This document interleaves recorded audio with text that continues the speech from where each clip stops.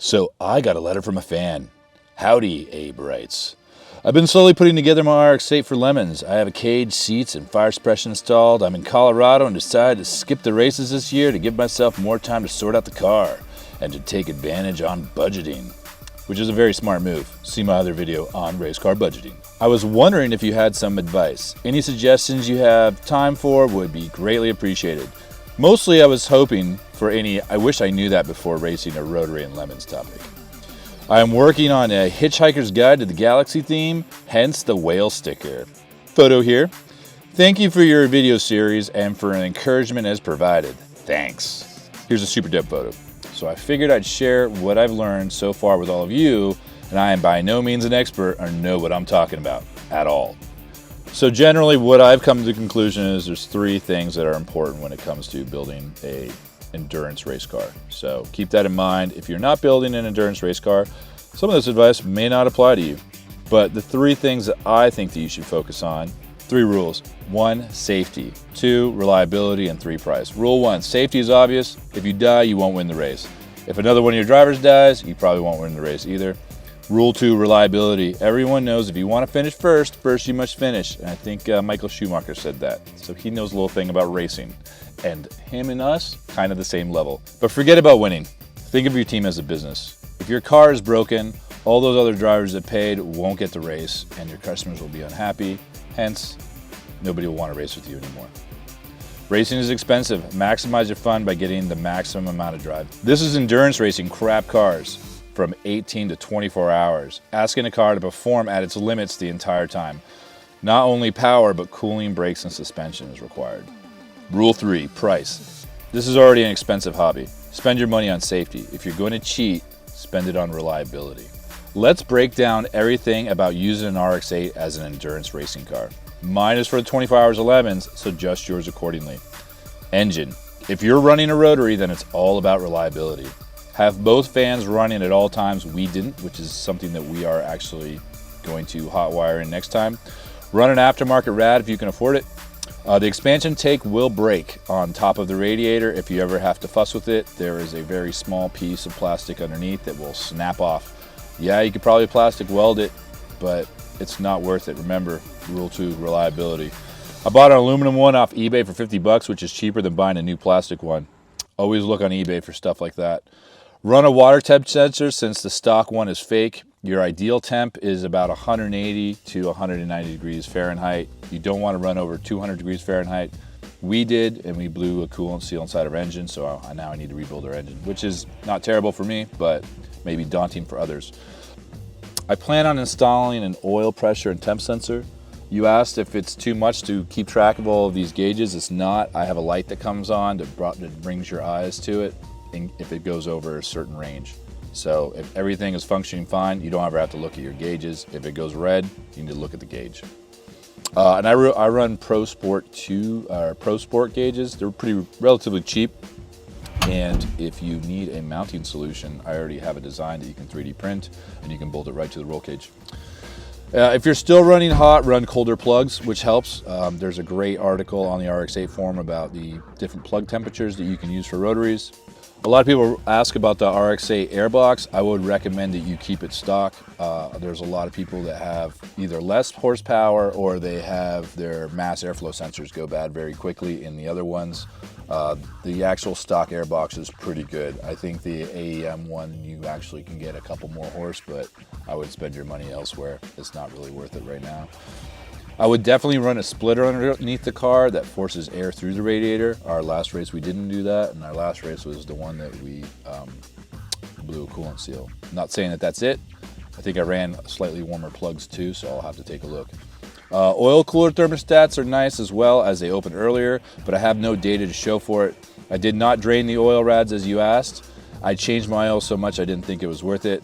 Get new spark plug wires. I recommend Taylor. You can get it from Mazda Motorsports, super cheap. Just sign up, make an account, and you can get the discount just by emailing them and letting them know that you were about to race. I would get some Black Halo Racing ignition coil packs. Are they expensive? A little bit, but it goes back to rule 2, which is reliability. It's one less thing you have to worry about when it comes to backup parts and your engine running. And coils and plugs are a big issue with RX8s. The coils are fantastic. They're plug and play. I think they're almost warranted for life or something like that, but check. And yeah, Black Halo Racing has been a great resource for a lot of our reliability parts. For our suspension, our car came with 4 semi-blown Tane coilovers. I plan on upgrading them at some point, as my fat ass keeps having the car scrape on elevation changes, but the handling is great. I do get a lot of compliments out of our car. The suspension and brakes on our car are second to none. As far as wheel bearings, I have replaced all of them with MOG bearings, only to hear after that everyone says that you have to run the stock RX8 front wheel bearings. A lot of people have found slop in the wheel bearings after just a single track day. I have not had that experience yet, and I have not swapped mine out yet, but I do have a backup set of front Mazda bearings that run me about 500 bucks, I think. So if they do go out and the rumors are right, I can swap them out. But so far, I've been running those Muga front bearings and rear, and I haven't had any issue. Maybe I'm just lucky. Speaking of brakes, we're running the Hawk DTC 60s all the way around, front and rear.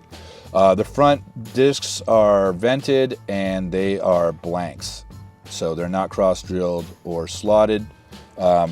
We do run a dust shield behind it, which has a hole in it that we run our air vents to, which is fantastic, and it really cuts down, I want to say, almost 50% of your pad wear, which is good because your pads are consumable. The only thing I don't like about the brakes is that they are way too sensitive for me, which makes it really hard for me to heel toe. So I'm thinking about actually running a smaller booster at some point in time, or looking into some other kind of solution, because it's like an on and off switch even when the brakes get hot. And you know, you have any kind of body weight or shift at all and you're pushing more on it when you're trying to, you know, modulate your brake. Don't disable your ABS. Your computer controls your ABS, and that controls your brake bias. And if you disable your ABS, it automatically goes into ice mode and will move your braking bias, I want to say, like 95% to the front. And what happens is that you're going to lock up a wheel real easy and have a really big flat spot. It's going to cost you a lot in tires. For tires, we're running the Hankook VR4s or VS4s, or I can't remember. It's the most popular endurance tire out there. It's a really hard compound that'll last you maybe multiple races, especially in our car. There are better compound tires out there, but they won't last as long, and rule 3, price. I'll probably switch to an aftermarket braking system, but that'll be another video, and that's a long ways away. I highly recommend running front blank vented rotors. Mine are about $15 each. See rule 3. And I don't have any issues with my brakes or brake fade at all. And I don't have any cracking from cross-drilled, and I don't have excessive wear because of slotted. And cross-drills do crack pretty easily. But joining the 24 Hours of Lemons forum or the Circus Racers Lounge on Facebook is an excellent place to ask questions, and that's where I go for a lot of my stuff, because I don't know what I'm talking about. As for the ECU, there are a couple things you do need to keep plugged in. I think that the anti-theft device and the air pump resistor must stay plugged in. We're probably going to switch to a Haltech sooner or later, just because I have a Haltech and I've always wanted to mess around with an ECU, and I like creating problems for myself. Our roll cage is amazing, and it has huge headroom, so I can fit any kind of driver. More drivers means more options means more money means more racing. So see rule 2 again. The first gen trans is a poop box, in my opinion. I would get a second gen trans right away if I can, or at least as a backup. I got one for 1,100 bucks with a second gen differential. Make sure you get the shifter as well, because the first gen shifter doesn't work in the second gen transmission. I don't think a short shifter was necessary. I would save the money for other things. You asked about the carbon fiber drive shaft and if it gives you any issues. I haven't had any issues with it. And considering that we only produce about 130 foot-pounds of torque, I don't think you'll have any issues as well. It's also a nice safety feature when you're revving your engine up to 10,000 RPMs. If it does break, it's just going to tether out instead of chopping up holes into your car with you underneath it, or above it, I should say. And according to Gran Turismo, it gives you an extra 15 horsepower, which is huge. As far as the clutch, I just run the stock clutch, and I get it from Mazda. The fuel tank has been a huge issue for us. When you're pulling high Gs like you're in Top Gun 2, the fuel starvation starts as soon as half a tank.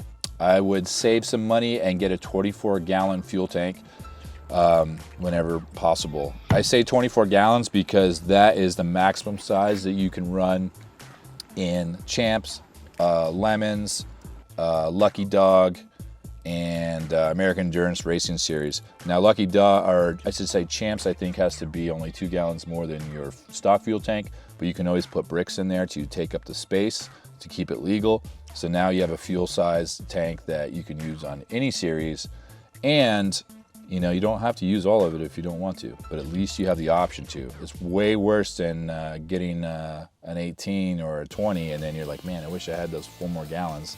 So if you're gonna do the investment, I suggest that you get the biggest size, just like big screen TVs. You don't wanna have that regret later. Ugh. Radios are great, but do your research and get a nice Motorola setup that is wired into the helmet. Taking on a walkie-talkie that you borrowed from work for a few days doesn't work very well, except on the ground when the engine is off and there's not a lot of noise. If something goes wrong or you need something and you're already buckled up, it's way better to have a radio and ask one of your teammates for something rather than have to unbuckle and get out. Also, keep your parking brake. Don't remove it. It's super handy to have instead of having to chuck your wheels all the time. And what are you going to save? A pound, maybe? So I highly recommend keeping your parking brake. As far as safety gear, you asked about your belts having to get recertified. If you get a FIA approved seat belt, they last up to 5 years instead of 2. So that's what I did. It costed, if you break down the cost per year and how long it lasts, it was $50 cheaper to get a 5-year belt. It's more expensive initial purchase, but A, it looks hella cooler.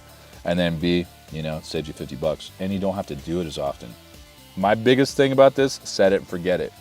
Get reliability going so you don't have to worry about it because you're always gonna have endless problems.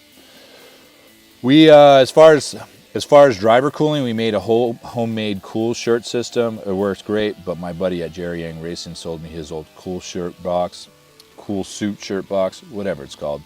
And I'll probably run that coming up. It's just nicer. It has run smaller lines and more of them so that you can stay cooler, and it's pretty standard for when you have other drivers join your team. They can just plug theirs in too. You don't need to run it at like Road Atlanta during the winter. I found I'm fine with that running a cool shirt, but like even Kentucky, like close to the fall, it's hot. It's gonna be like 120 degrees in your race car. For racing suits, we run a 2-piece, but they're thicker, or I do at least. You can get a 1-piece and it's thinner, but you have to wear the underwear underneath. I would do some racing to make sure you love it before you spend a ton of money on your custom-made tuxedo race suit. I hope this answers all of your questions. You got my email address. I'll email you my phone number. You can text me anytime you have questions, and eventually we can talk. I'm not a huge phone talker, but I do make YouTube videos. Makes no sense, but let's move on. I hope this was informative to you guys. If you have any questions about having an RX8 as a race car, put them in the comments. Give it a thumbs up. All those things help the channel grow. And then maybe if I ever get to 1,000 subscribers, and I do, it'll be a glorious day. You know that. Look good. You do.